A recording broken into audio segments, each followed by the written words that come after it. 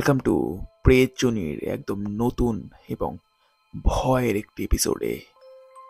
আজকে যে দুটি ঘটনা তোমাদের জন্য আছে, দুটি ঘটনাই একদম গায়ের লোম খাড়া করে দেওয়ার মতন ঘটনা, এবং দ্বিতীয় ঘটনাটির একটি জলজ্যান্ত প্রমাণ আজকে তোমাদেরকে দেখাতে চলেছি। তাই বুঝতেই পারছো আজকের এপিসোডটা কতটা ভয়ের হতে চলেছে।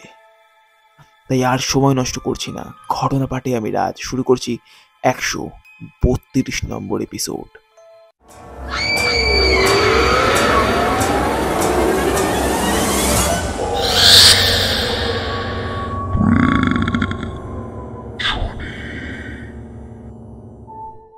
ঘটনা পাঠিয়েছেন বিপ্লব মণ্ডল।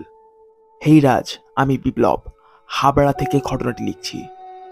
আমি বিগত 4 বছর ধরে একজন খবরের কাগজ বিক্রেতা। এটাই আমার পেশা এবং এটাই আমার রুজিরুটি। এই ঘটনার আগে আমার সঙ্গে এমন কোনোদিনও কোনো ঘটনা ঘটেনি যার কারণে ভোরবেলাতেও আমাকে ভয় পেতে বাধ্য হতে হবে।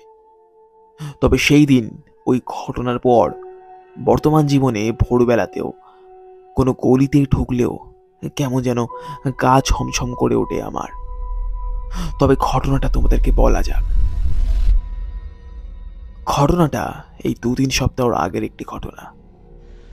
আমারই একজন বন্ধু, সেও নিউজ পেপারই বিক্রি করে। একদিন রাতে হঠাৎ করেই আমাকে ফোন করে বলে যে পরের দিন আমাকে ওর এলাকাতে যে কটা বাড়ি আছে ওই বাড়িগুলোতে পেপার দিয়ে আসতে হবে। ওর কোনো রকম ইমার্জেন্সি কাজ পড়ে গেছে, যার কারণে ও সেদিনকারে যেতে পারবে না। তা এইরকম এর আগে কখনোই হয়নি, সেদিনকারই প্রথম হয়েছিল। আমিও ভাবলাম যে সত্যিই হয়তো ইমার্জেন্সি কিছু কাজ পড়েছে, একদিনের জন্য ওর এলাকার কটা বাড়িতে পেপার দিয়ে দেওয়াই যায়। রীতিমতো কথা অনুযায়ী আমাকে বাড়ির ঠিকানাগুলো পাঠিয়ে দেয় এবং কোন কোন পেপার দিতে হবে সেইগুলোও আমাকে বলে দেয়। তবে সব থেকে বড় ব্যাপার সেটা হলো, এর আগে ও যে এলাকায় পেপার দেয় সেই এলাকায় আমি কখনো তেমনভাবে যাইনি আর ঠিকঠাকভাবে চিনতামও না। তবুও বন্ধুত্বের খাতিরে আমি আর তেমন নাকচ করলাম না। পরের দিন ভোরবেলা হতে না হতেই আমার সময় মতন বেরিয়ে পড়ি। একটু তাড়াতাড়ি বেরিয়েছিলাম। 4:30-এর মধ্যে আমাদের পেপার কেনার জায়গায় না গেলে পেপার পাওয়া যায় না, তাই আমাদেরকে অনেকটাই তাড়াতাড়ি বের হতে হয়।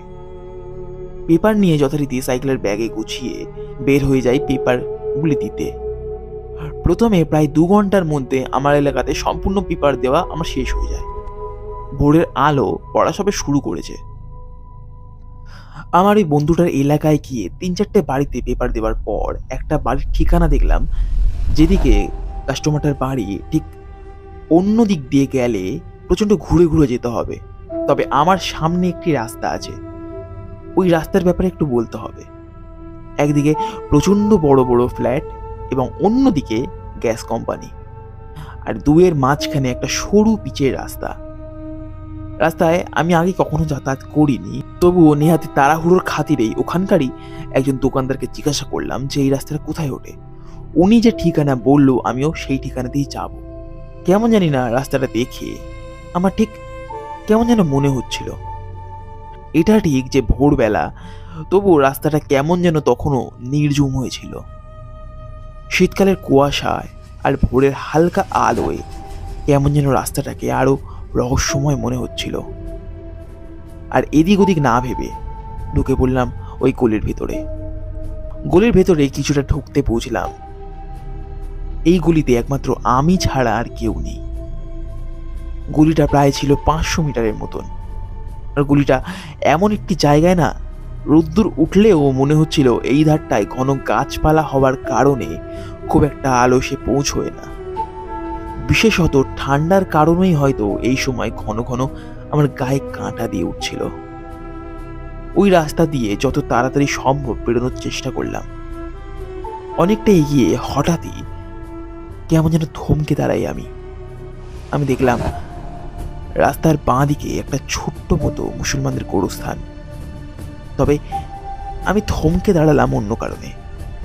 দেখলাম একটা 7 থেকে 8 ফুট বড় একটা মানুষ কিংবা অন্য কিছু আমি জানি না অত বড় মানুষ আজ অবধি আমি কখনো দেখিনি নিজের চোখে। সম্পূর্ণ একটা সাদা রঙের ফতুয়া এবং পা প্যান্ট পরে কবরস্থানের দিকে মুখ করে দাঁড়িয়ে আছে।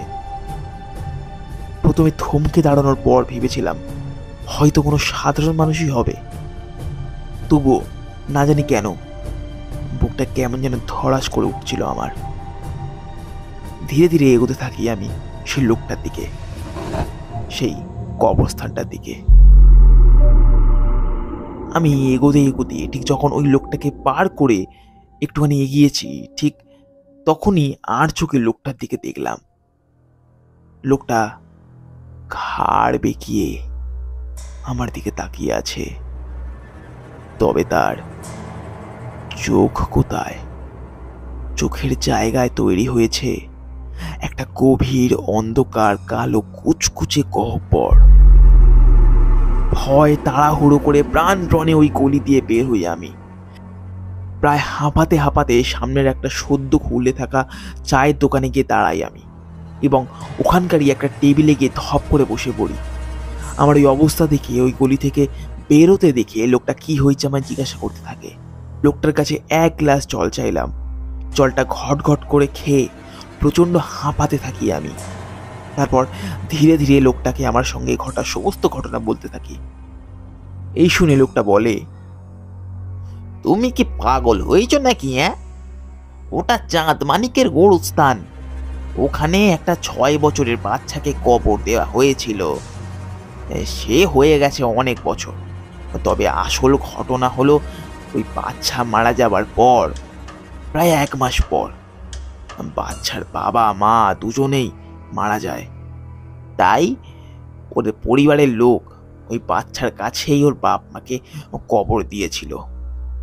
অনেকেই বলে যে ওই কবরের সামনে নাকি অমন কিছু কিছু জিনিসপত্র দেখা যায়, অমন কিছু কিছু ঘটনা অনেক শুনেছি নিজের কানে। ও গলি ভালো না, ওখান থেকে আর পরের বারে যেওনি। এই ঘটনা শোনার পর আজ অবধি ওই গলির সম্মুখীন আমি হইনি, এবং আমার বন্ধুটাকেও এই ঘটনার কথা বলেছিলাম। এই শুনে আমার বন্ধুটাও ওই গলির ব্যাপারে আমাকে আরও অনেক ঘটনা বলল। থাক, না হয় সেই ঘটনাগুলো পরে কোনোদিন তোমাদেরকে শোনানো যাবে।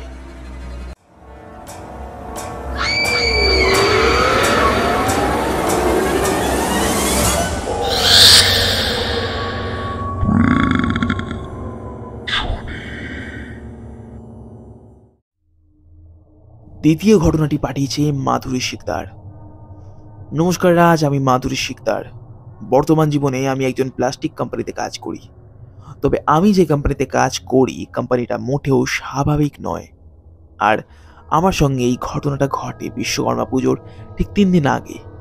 তাহলে তোমাদেরকে ঘটনাটা বলা যাক। এই কোম্পানিতে কাজ করছি সবে মাত্র 8 মাস হবে।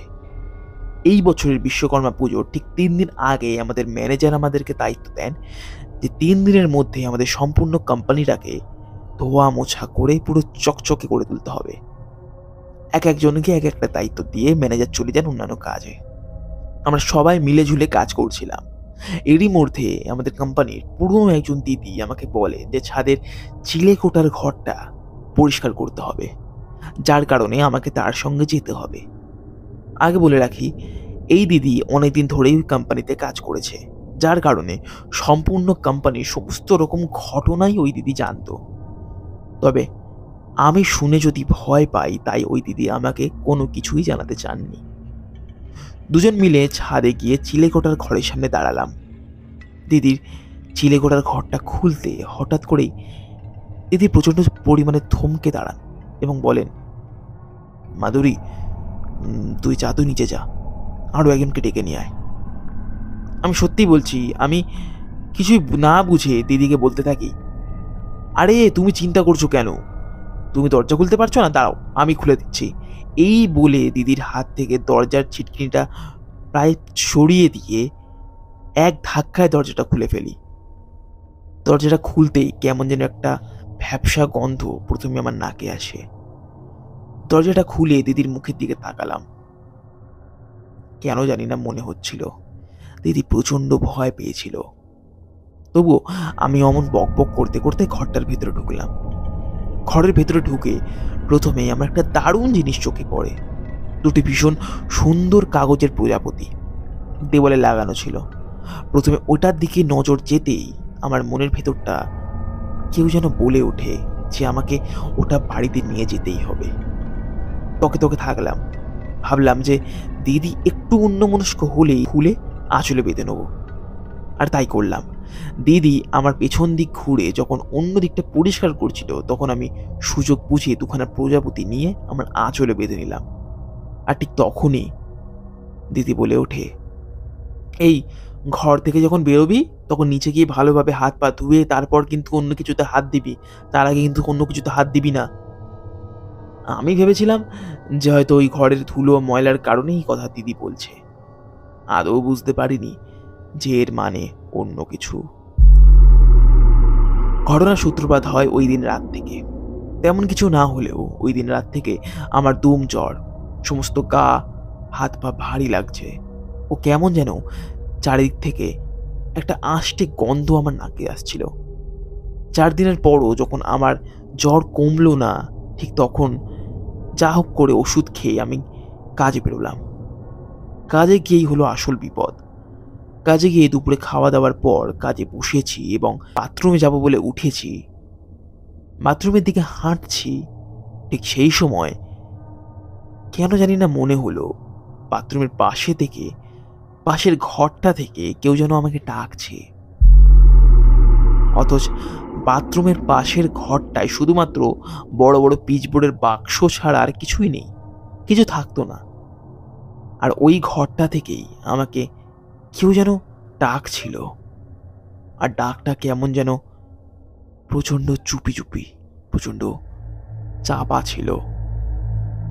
এই ডাকটা কেমন যেন তার দিকে আমাকে প্রচণ্ড আকর্ষণ করছিল। ব্যাস, তারপর আর আমার কিছু মনে নেই। যখন চোখ খুলি তখন সম্পূর্ণ কোম্পানি আমাকে ঘিরে দাঁড়িয়েছিল। আমি জ্ঞান হারিয়ে ফেলেছিলাম। সকলে মিলে জিজ্ঞাসা করলেও আমি তাদেরকে কিছুই বলতে পারলাম না, কারণ কি হচ্ছিল আমার সঙ্গে তা আমি নিজেই বুঝতে পারিনি। পরে ওখানকার একজন দিদি আমাকে একটু আলাদা করে ডেকে বলে, এই তোর কি হয়েছে রে? আর ওখানে কি করে গেলি তুই? কেন জানি না ওনার কাছে কিছু আটকাতে পারলাম না। যা যা হয়েছে সমস্ত কিছু খুলে বললাম ওনাকে। এই শুনে উনি আমাকে যা যা বলল হয়তো এই জন্মে কখনো ভুলতে পারবো না।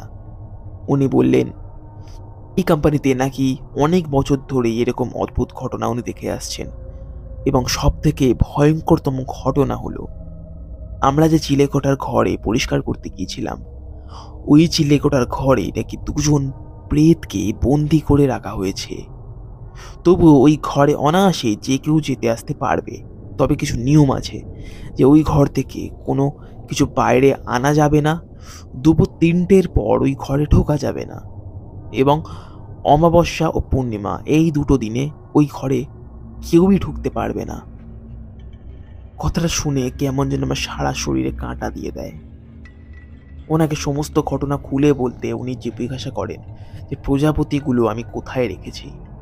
আমার ব্যাগ থেকে বের করে প্রজাপতিগুলো ওনাকে দিলাম এবং বললেন, ছুটি হওয়ার পর তুই আমার সঙ্গে যাবি। ছুটি হয়ে যাওয়ার পর আমাকে ওনার সঙ্গে ওনাদের পাড়ার একটা মন্দিরে নিয়ে যান এবং আমাকে ভালো করে ঝাড়ফুঁক করানো হয়। ঝাড়ানোর পর ওই মন্দিরের পুরোহিত বলেছিলেন যে আমার নাকি প্রচণ্ড পরিমাণে বাতাস লেগেছিল এবং হয়তো অনেক বড় বিপদের হাত থেকে আমি বেঁচে রেহাই পেয়েছি। সত্যি বলছি রাজ, ওই ঘটনার পরে এমন আরও অনেক ঘটনা ঘটেছে যার হয়তো কোনো ব্যাখ্যা আমি পাইনি। ওই কোম্পানির সমস্ত ঘটনাই আমরা প্রায় সকলেই জানি, তবুও তেমনভাবে কেউ এই ঘটনা নিয়ে আমরা কেউই আলোচনা করি না। হয়তো আমরা ওদেরকে বিরক্ত না করলে ওরা আমাদেরকে কোনো ক্ষতিও করবে না। এবং একটি ভিডিও পাঠালাম। আমাদের কোম্পানিতে রাতের বেলা নাইট ডিউটির সময় আমাদের কোম্পানি 2 জন সিকিউরিটি গার্ড এই ভিডিওটা তুলেছিল।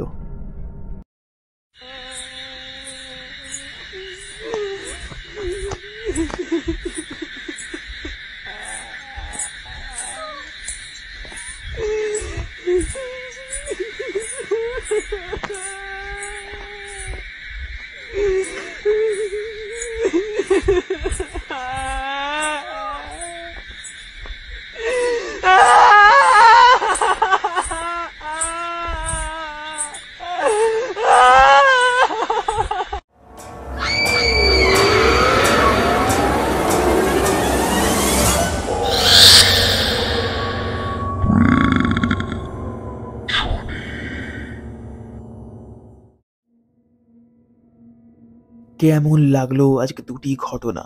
আশা করছি আজকে দুটি ঘটনা তোমাদের ভালো লেগেছে।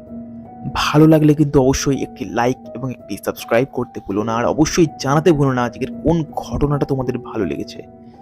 আর ভিডিওটা যদি দেখে থাকো প্লিজ জানিও যে আজকের ওই ভিডিওটা তোমাদের কেমন লাগলো, ওই প্রমাণটা তোমাদের কেমন লাগলো। তোমরা আমাদেরকে ঘটনা পাঠাতে পারো। কিভাবে ঘটনা পাঠাবে না, আমাদের ডিসক্রিপশন বক্সে দেওয়া ইমেল আইডি অর্থাৎ prejoni49@gmail.com এ তোমরা তোমাদের ঘটনা লিখে অথবা রেকর্ডিং করে আমাদেরকে পাঠাতে পারো। আমি ফিরছি পরের বৃহস্পতিবার ঠিক রাত 11টায়। আজকের জন্য সকলকে শুভরাত্রি।